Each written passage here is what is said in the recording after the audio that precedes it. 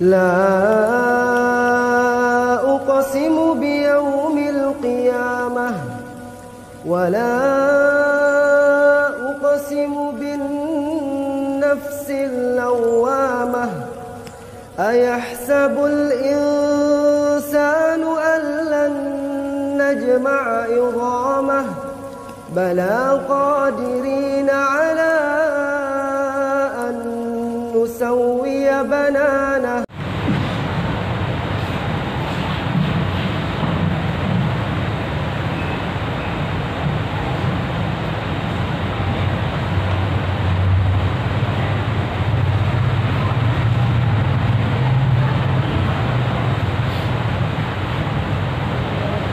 بسم الله الرحمن الرحيم الحمد لله وكفى والصلاة والسلام على سيدنا محمد المصطفى وعلى آله وأصحابه نجوم الهدى أما بعد فأعوذ بالله من الشيطان الرجيم بسم الله الرحمن الرحيم قل إن كنتم تحبون الله فاتبعوني يحببكم الله ويغفر لكم ذنوبكم والله غفور رحيم. وقال تعالى لقد كان لكم في رسول الله أسوة حسنة. وعن أبي سعيد الخدري رضي الله عنه قال صلى الله عليه وسلم من أكل طيبا وعمل في سنة وأمن الناس بوائقه دخل الجنة أو كما قال عليه الصلاة والسلام. قابل احترام بزرگوں، عزیز دوستوں اور دینی بھائیوں، اس دنیا میں زندگی گزارنے والا ہر انسان اپنا نفع چاہتا ہے، اپنا فائدہ چاہتا ہے، نقصان کوئی بھی نہیں چاہتا، اور اسی نفع کو، اسی فائدے کو حاصل کرنے کے لیے انسان محنت کرتا ہے، مشقت اٹھاتا ہے، تکلیفوں کو برداشت کرتا ہے، راحت و آرام کو آگے پیچھے کرتا ہے۔ مثال کے طور پر ایک تاجر ہے، کاروبار کرنے والا آدمی ہے، دکاندار ہے، تو وہ اپنے راحت و آرام کے وقت کو آگے پیچھے کر کے، گرمی سردی کو برداشت کر کے، بھوک پیاس کو آگے پیچھے کر کے دکان پر اپنا وقت دیتا ہے۔ بیوی بچوں کے ساتھ محبت اس کو بھی ہے، مگر ان کو چھوڑ کر کے، ان کو قربان کر کے دکان پر جاتا ہے۔ کیوں؟ اس کو معلوم ہے کہ میں یہاں وقت دوں گا تو مجھ کو نفع ملے گا، فائدہ حاصل ہوگا۔ یہی حال ایک کاشتکار کا، کسان کا ہے، گرمی سردی دھوپ ہر حال کو برداشت کرتے ہوئے کھیت کے بیچ میں جا کر کے محنت کرتا ہے۔ ایک سپاہی ہے، سرحد پر جا کر کے ایسی جگہ پہنچ کر کے جہاں اس کے لیے موت آسان اور حیات زندگی مشکل ہے، جا کر کے کھڑا ہو جاتا ہے، نفع کی امید میں، فائدے کی لالچ میں۔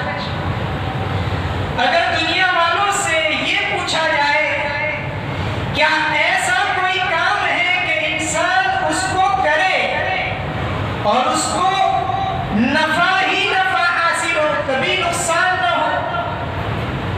دنیا والے بتلائیں گے ایسا تو کوئی کام نہیں۔ دنیا کو اللہ نے بنایا ہی اس طرح، اس پہ راحت بھی ہے، تکلیف بھی ہے، نفع بھی ہے، نقصان بھی ہے، بیماری بھی ہے اور تندرستی بھی ہے۔ اگر یہی سوال ہم دین سے، شریعت سے، ہمارے مذہب اسلام سے کرتے ہیں، اسلام نے ہماری رہبری کی ہے، ہماری رہنمائی کی ہے،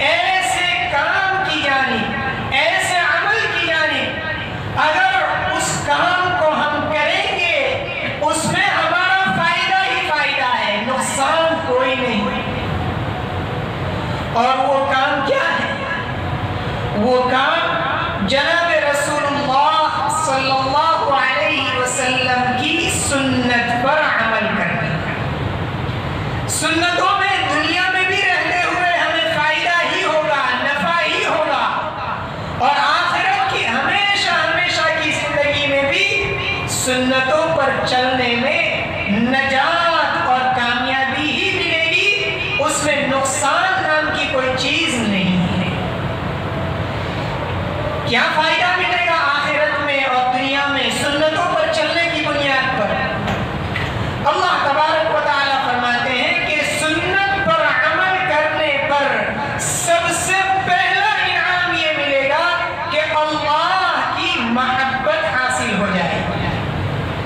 قُلْ إِن كُنتُمْ تُحِبُّونَ اللَّهَ، قرآن کہتا ہے اے نبی آپ کہہ دیجئے لوگوں سے اگر تم اللہ سے محبت کرتے ہو، ہر شخص دعویٰ کرتا ہے اپنے خالق و مالک سے محبت کا، فَاتَّبِعُونِي، تم میری یعنی اللہ کے رسول صلی اللہ علیہ وسلم کی پیروی کرو، آپ کی سنتوں پر عمل کرو، آپ کی چال چلو، سب سے پہلا انعام کیا ملے گا؟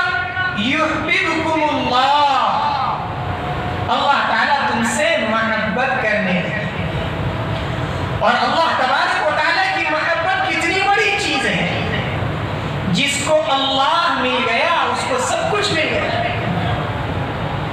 جیسے سلطان محمود غزنوی ایک بادشاہ گزرا ہے، اس کے متعلق ایک واقعہ لکھا ہے کہ ایک مرتبہ سلطان محمود غزنوی دربار میں بیٹھا ہوا تھا کہ اچانک اس نے یہ کہا اپنے دربار میں بیٹھے ہوئے لوگوں سے کہ ابھی جو آدمی دربار میں رکھی ہوئی جس چیز پر ہاتھ لگا دے وہ اس کا مالک ہو جائے گا، وہ چیز اس کی ہو جائے گی۔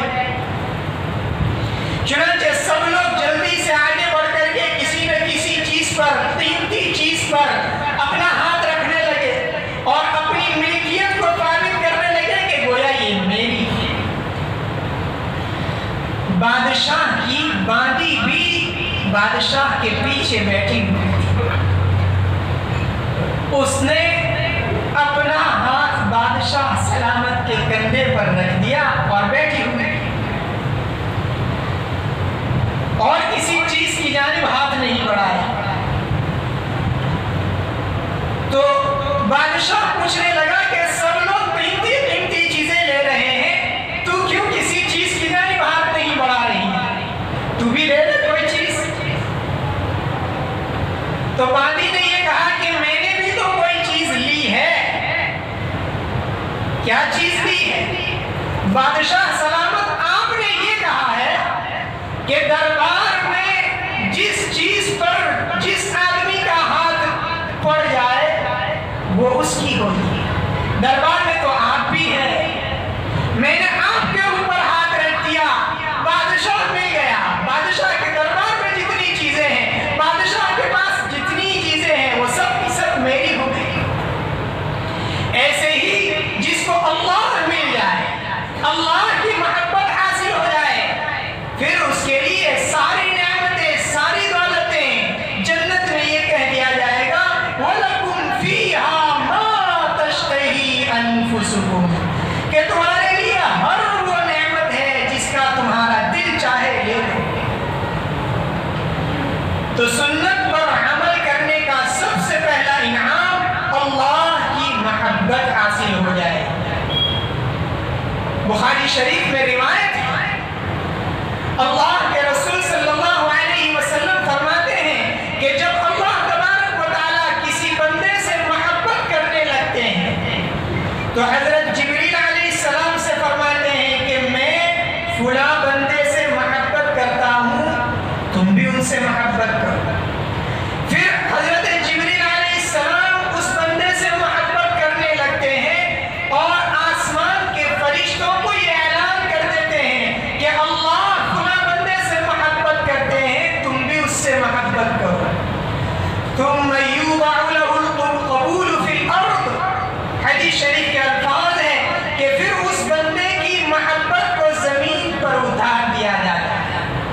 زمین والے بھی اس سے محبت کرنے لگے۔ معلوم ہوا اگر ہم یہ چاہتے ہیں کہ اللہ بھی ہم سے محبت کرے، فرشتے بھی ہم سے محبت کرے، زمین والے بھی ہم سے محبت کرے، تو اس کا آسان نسخہ یہ ہے کہ ہم اپنی زندگی کو اللہ کے رسول صلی اللہ علیہ وسلم کی سنتوں سے سنواریں۔ سنت پر عمل کرنے کی بنیاد پر دوسرا انعام ملے گا، اللہ تبارک و تعالی ایسے بندے کو پہلے مرحلے میں جنت میں داخل کر دے۔ ترمذی شریف میں ابو سعید خدری رضی اللہ عنہ کی روایت ہے، اللہ کے رسول صلی اللہ علیہ وسلم فرماتے ہیں کہ جو بندہ 3 کام کرے سیدھا جنت میں داخل ہو جائے۔ من اکل طیبا، جو پاکیزہ چیز کھائے، اپنی غذا کو پاک کر لے، حلال کمائی سے ہو، حلال اور پاک چیز ہو، کوئی حرام چیز نہ ہو۔ پہلا کام اپنی غذا کو پاک کرنا۔ وعمل فی سنت، دوسرا کام سنت پر عمل کر لے، سنت سے اپنی زندگی کو سنوار لے۔ وَأَمِنَ النَّاسُ بَوَائِقَهُ، تیسرا کام لوگ اس کی تکلیفوں سے، اذیتوں سے بے خوف ہو جاوے، محفوظ ہو جاوے، اس کی ذات سے کسی کو تکلیف نہ ہو، نقصان نہ ہو۔ اللہ کے رسول صلی اللہ علیہ وسلم فرماتے ہیں دخل الجنہ، ایسا بندہ جنت میں داخل ہو جائے۔ اور صرف اتنا ہی نہیں کہ جنت میں داخل ہو جائے گا، اللہ کے رسول صلی اللہ علیہ وسلم فرماتے ہیں کہ جنت میں میری رفاقت، میرا ساتھ اس کو مل جائے۔ حضرت انس بن مالک رضی اللہ عنہ کی روایت ہے۔ حضرت انس کون ہے؟ حضرت انس رضی اللہ عنہ رسول اللہ صلی اللہ علیہ وسلم کے خاص خادم ہیں۔ ان کی والدہ ام سلیم رضی اللہ عنہا ان کو رسول اللہ صلی اللہ علیہ وسلم کے پاس لے کر آئی تھی جب وہ چھوٹے تھے، اور اللہ کے رسول ہجرت کر کے مکہ مکرمہ سے مدینہ منورہ تشریف لائے تھے، اور یہ کہا گیا کہ یہ میرا بچہ آپ کی خدمت کیا کرے۔ حضرت انس خود فرماتے ہیں خدمت النبی صلی اللہ علیہ وسلم 10 سنین، میں نے 10 سال تک اللہ کے رسول صلی اللہ علیہ وسلم کی خدمت کی ہے۔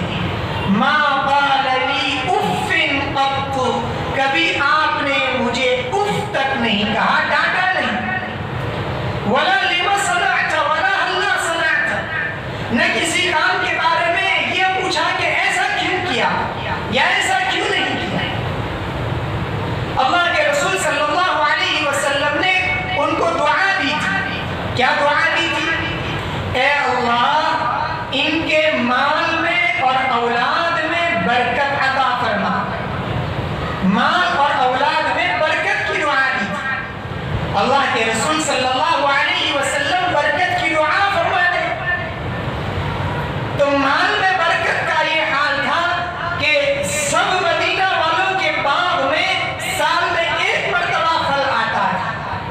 حضرت انس رضی اللہ عنہ کے باغ میں سال میں 2 مرتبہ پھل آتے تھے، اور اس میں جو پھول ہوتے تھے اس میں سے مشک کی خوشبو آتی تھی۔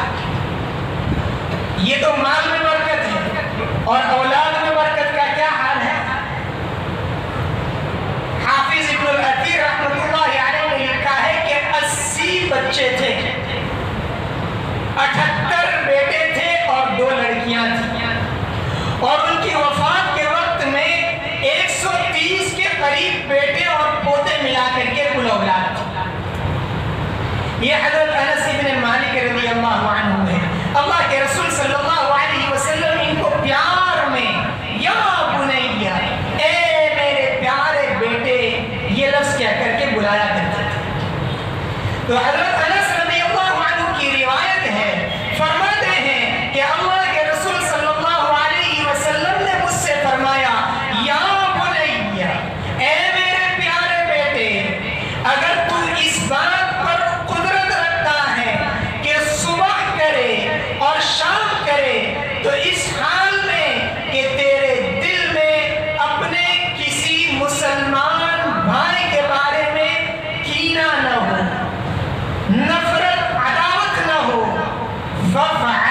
تو تو ایسا کیا کر.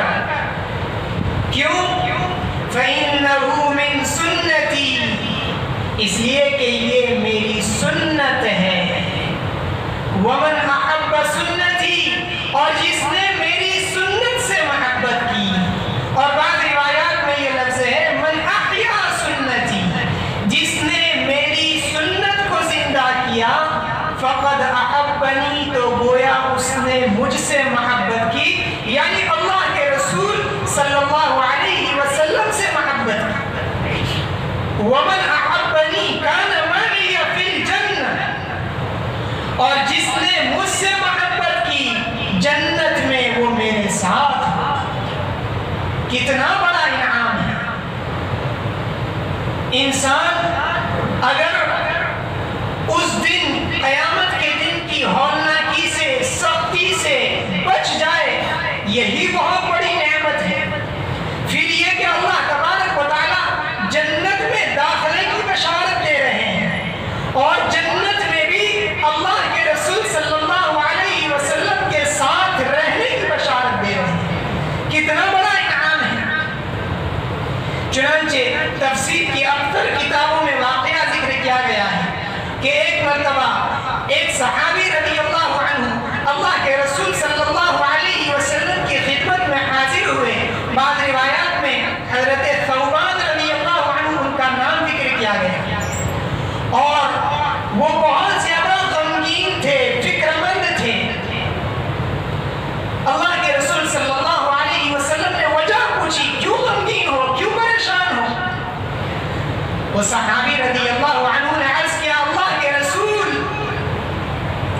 میں اپنے گھر والوں میں ہوتا ہوں، اپنے بیوی بچوں میں ہوتا ہوں، اور مجھ کو آپ کی یاد آ جاتی ہے. جب آپ کی یاد آ جاتی ہے تو دل میں بے چینی، بے قراری پیدا ہو جاتی ہے، اور ایک طرح کی فکر پیدا ہو جاتی ہے دل میں کہ اب میں کیا کروں، پریشان ہو جاتا ہوں. یہاں تک کہ میں اپنے گھر سے نکلتا ہوں، مسجد نبوی میں حاضر ہوتا ہوں، آقا صلی اللہ علیہ وسلم کے چہرے انور کی زیارت کر لیتا ہوں، تو دل میں قرار آ جاتا ہے، سکون ہو جاتا ہے کہ آقا صلی اللہ علیہ وسلم کے چہرے کو دیکھیے. اللہ کے رسول، اب مجھے یہ فکر سوار ہے کہ آپ ایک دن دنیا سے رخصت ہو جائیں گے، میں بھی دنیا سے چلا جاؤں گا، ہر ایک کو دنیا چھوڑ کر جانا ہے. اس کے بعد آپ تو جنت میں انبیاء علیہ السلام کے درجات میں ہوں گے، بڑے اونچے مقام پر فائز ہوں گے.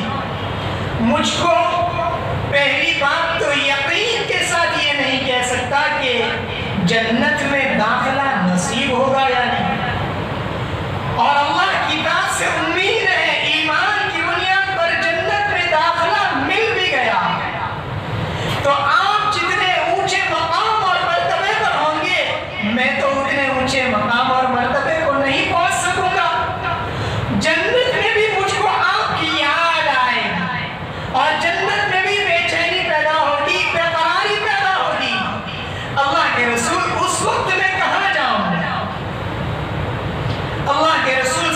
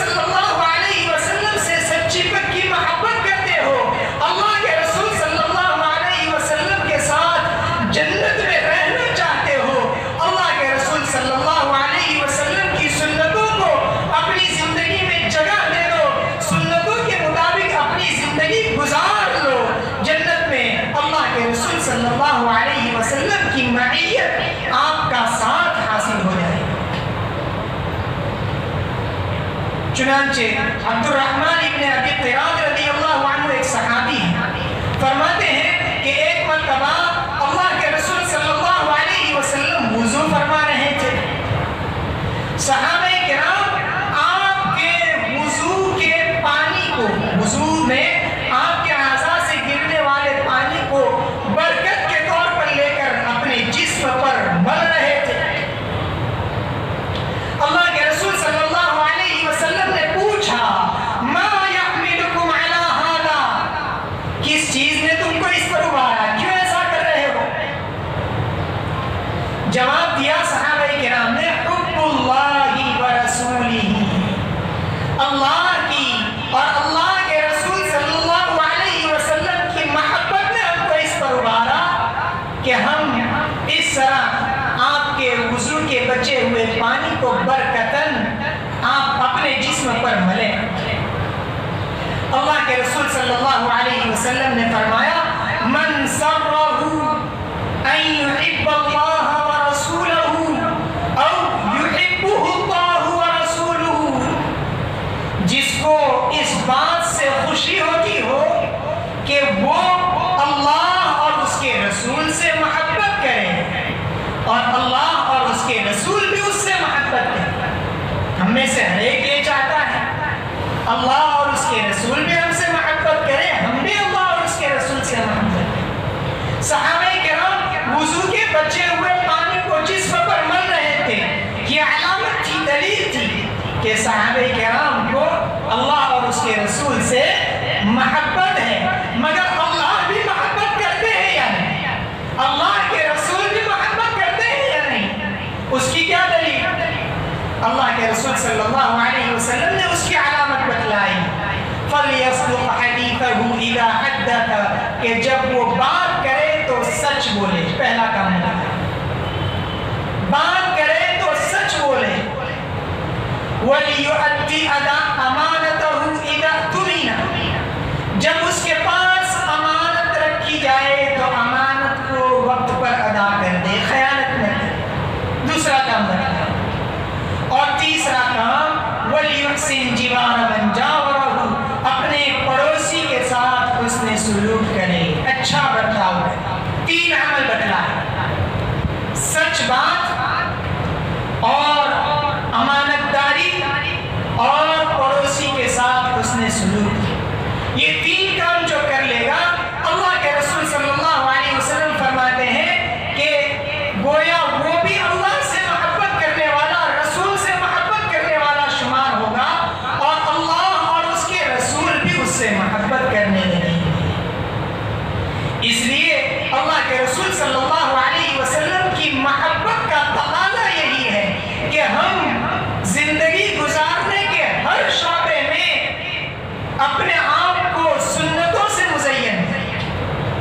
ماں کی گود سے لے کر قبر تک، صبح اٹھنے سے لے کر رات کو سونے تک، زندگی گزارنے کا کوئی عمل ایسا نہیں جس میں اللہ کے رسول صلی اللہ علیہ وسلم نے ہماری رہبری نہ کی ہو، ہمیں رہنمائی نہ فرمائی ہو.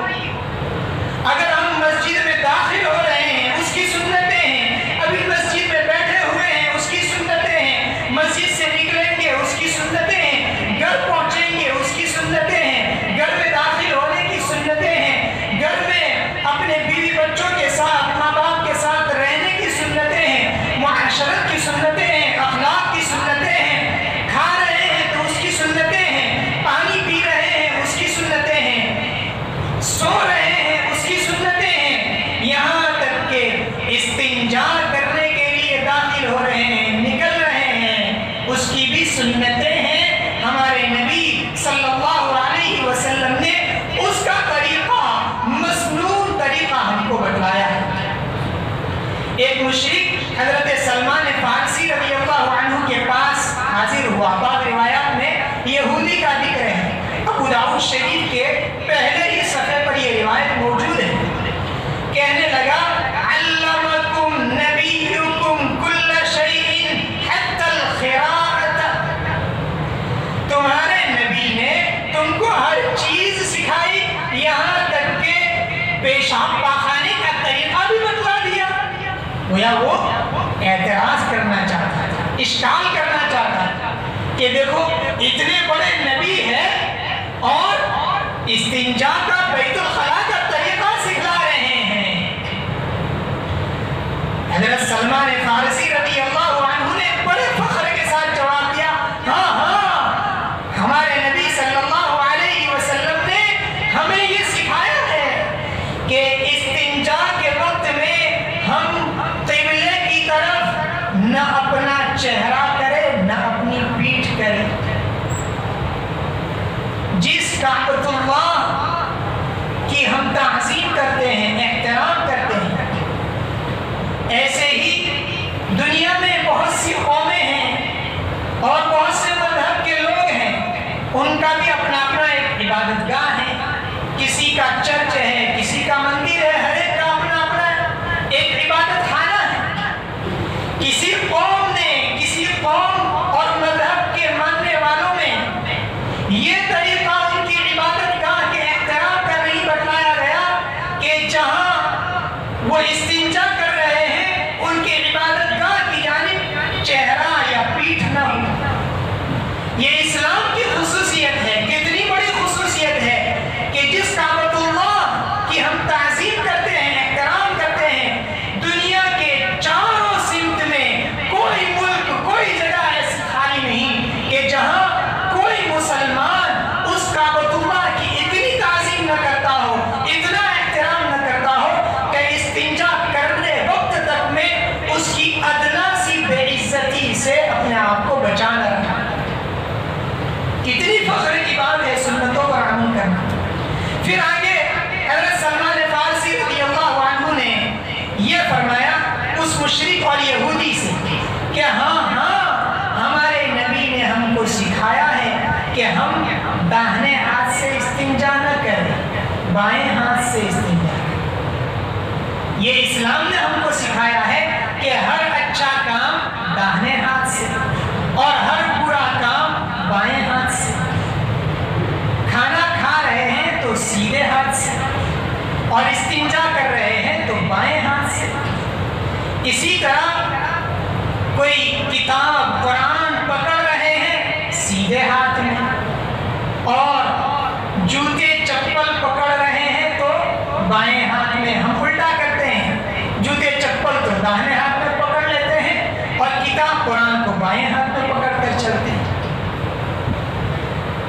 کلی کر رہے ہیں تو سیدھے ہاتھ سے، اور ناک کی ریزش کو، گندگی کو نکال رہے ہیں تو بائیں ہاتھ سے۔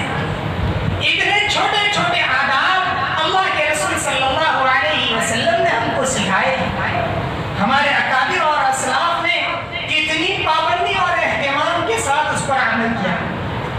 شیخ الحدیث حضرت مولانا محمد زکریا صاحب کاندلوی رحمۃ اللہ علیہ، کون ان کے نام سے ناواقف ہے؟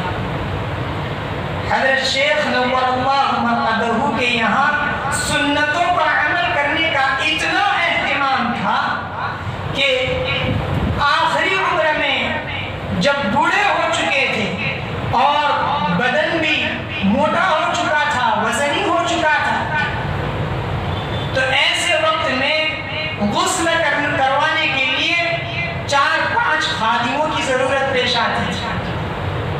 ان کے خلفائے کرام نے واقعہ لکھا ہے ان کا کہ ایسی بڑھاپے کی حالت میں بھی غسل کراتے وقت اگر کوئی خادم غسل کراتے ہوئے پہلے بائیں کندھے پر پانی ڈال دیتا، فوراً اس کو ڈال دیتا۔ اتنا معلوم نہیں کہ دائیں جانب پہلے پانی ڈالا جاتا ہے پھر بائیں جانب ڈالا جاتا ہے۔ حضرت شیخ کے یہاں جمعہ کے دن غسل کا بڑا اہتمام تھا، چونکہ جمعہ کے دن غسل کرنا سنت ہے، تو چاہے اتنے زیادہ خادموں کی ضرورت پیش آتی تھی مگر کبھی مرتے دم تک جمعہ کے دن کا غسل نہیں چھوڑا۔ ان کے خلفاء نے لکھا، خدام بھی اللہ تعالیٰ نے ایسے ہی دیے تھے، ہر وقت خدمت کے لیے حاضر رہتے تھے۔ جمعہ کے دن جمعہ کی نماز کے بعد قیلولہ کرنا سنت ہے، جیسے بخاری شریف میں روایت ہے، صحابہ کرام فرماتے ہیں کہ جمعہ کے دن ہم کو بڑی خوشی ہوتی تھی کہ جمعہ کے ہم مسجد نبوی میں نماز پڑھ کر کے نکلتے تھے تو جمعہ کے دن مدینہ منورہ میں ایک بڑھیا جو پیس کر کے اور چقندر وغیرہ پیس کر کے ایک کھانا پکاتی تھی، اور اس بڑھیا کے گھر میں تمام صحابہ کرام کو، جمعہ پڑھنے والوں کو دعوت ہوتی تھی۔ صحابہ کرام فرماتے ہیں کہ ہم پورے ہفتے اس بڑھیا کی دعوت کا انتظار کرتے تھے، جمعہ کی نماز کے بعد خوشی سے اس بڑھیا کے گھر جاتے تھے، بڑھیا خوشی خوشی ان صحابہ کرام کی دعوت کرتی تھی، جمعہ کی نماز کے بعد کھاتے تھے اور پھر قیلولہ کرتے تھے۔ شیخ الحدیث حضرت مولانا محمد زکریا صاحب کے یہاں اس کا بھی بڑا اہتمام تھا کہ ہمیشہ جمعہ کے بعد کھاتے تھے اور قیلولہ کرتے تھے۔ اسی طرح حج کے موقع پر عرفات کے دن میں اللہ کے رسول صلی اللہ علیہ وسلم نے دودھ نوش فرمایا تھا۔ آپ کا یہ ایک عمل تھا، زندگی میں ایک مرتبہ آپ نے کیا۔ حضرت شیخ نور اللہ مرقدہ کے یہاں اس سنت پر عمل کرنے کا اتنا اہتمام تھا کہ ہمیشہ جیسے دوسرے حجاج کرام پانی لے کر کے عرفات کے میدان میں جاتے ہیں، حضرت شیخ کے خلفاء نے لکھا ہے کہ حضرت شیخ کسی برتن میں، تھرموس میں دودھ لے کر کے جاتے تھے اور عرفات کے میدان میں دودھ پیتے تھے کہ میرے آقا صلی اللہ علیہ وسلم نے یہاں دودھ پیا ہے، میں بھی دودھ پیوں۔ یہ حقیقت میں اللہ کے رسول صلی اللہ علیہ وسلم کے ساتھ ان کو محبت تھی۔ اس محبت کی علامت اور نشانی یہ تھی کہ وہ سنتوں کے فریفتہ تھے، سنتوں کے عاشق تھے۔ ہندوستان کا ایک مشہور شاعر گزرا ہے، مرزا بے دل شاعر۔ اس کا واقعہ لکھا ہے کہ اس نے رسول اللہ صلی اللہ علیہ وسلم کی سیرت پر فارسی زبان میں ایک بڑی شاندار کتاب لکھی، نظم کی شکل تھا، ہندوستانی سیرت کی کتاب نظم کی شکل میں لکھی، فارسی زبان میں لکھی۔ وہ کتاب ایران پہنچ گئی اور ایران کے ایک عالم نے اس کتاب کو پڑھا۔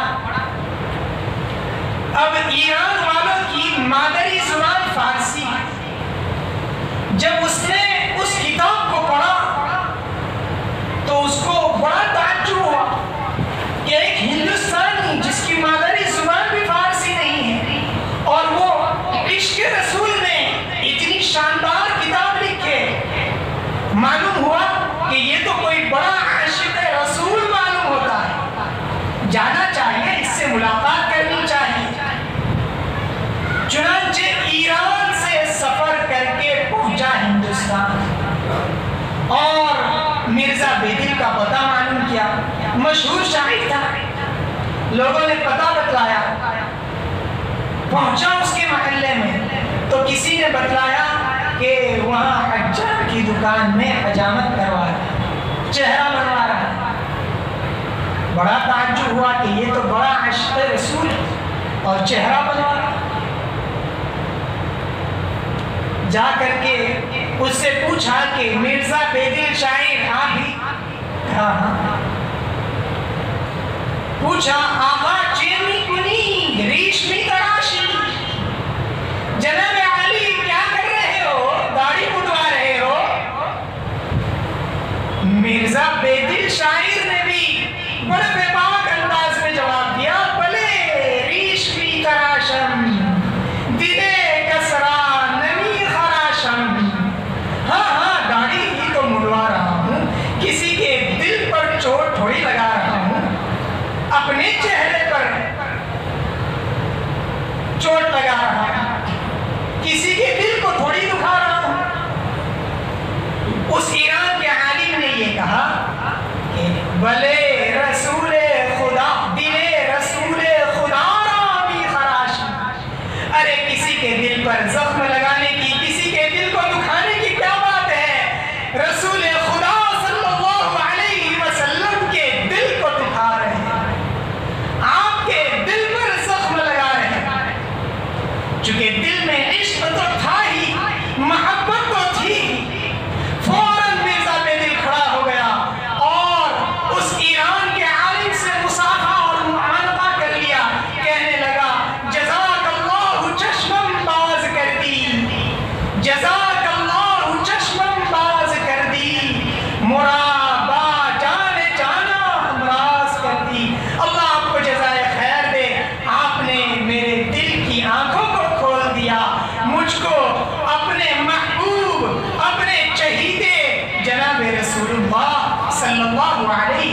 ڈھنگ سے ملا ہے۔